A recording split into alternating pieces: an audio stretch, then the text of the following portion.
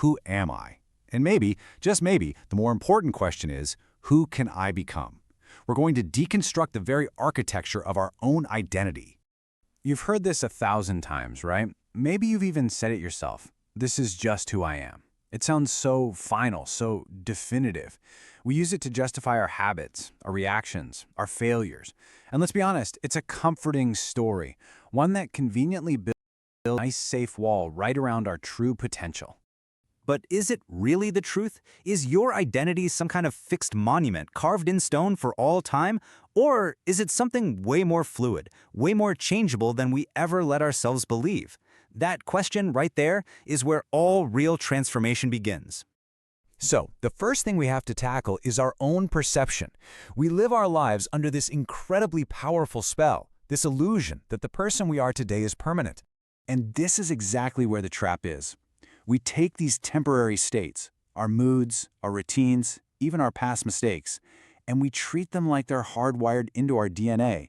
We hold on to them so tightly that they start dictating the entire map of our future.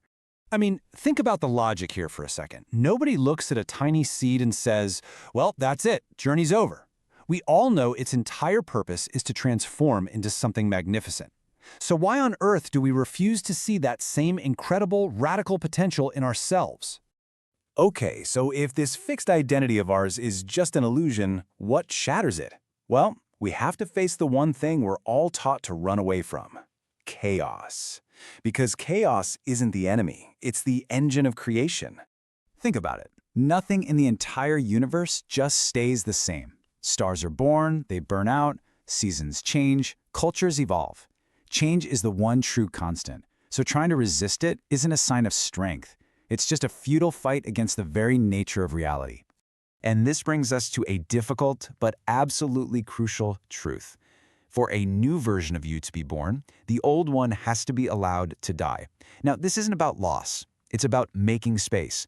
It's the necessary demolition of old patterns, of limiting beliefs, of the person you were yesterday. So, how do we actually create this space? We do it through a powerful process, a mechanism we call the zero mind reset. It's a system that's not about adding more stuff, but about getting back to the absolute beginning. And here's what it is, plain and simple. It's a deliberate act of demolition. You know, you can't build a new skyscraper on the cracked, faulty foundation of an old shack. It just won't work. To build something new, something truly strong, you first have to clear the entire site. We live in a world that is obsessed with learning more, with adding more skills, more information. But the zero mind system suggests something way more powerful: unlearning. It's about strategically deleting the beliefs and labels that just don't serve you anymore. It's about creating that vital emptiness so that new construction can begin. Society tends to frame starting over as a failure, doesn't it? But that's a huge misunderstanding. Getting back to zero isn't a setback. It's the ultimate competitive advantage.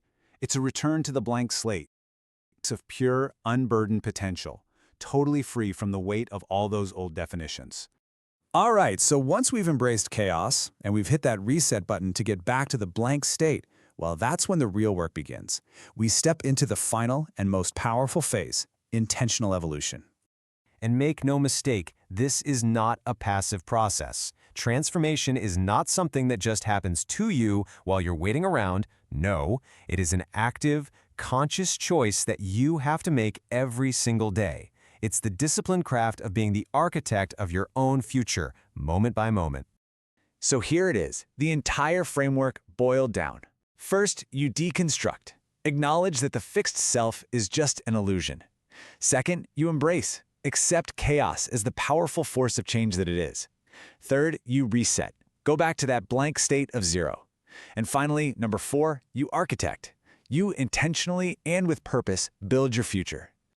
When you get right down to it, everything comes down to this single choice.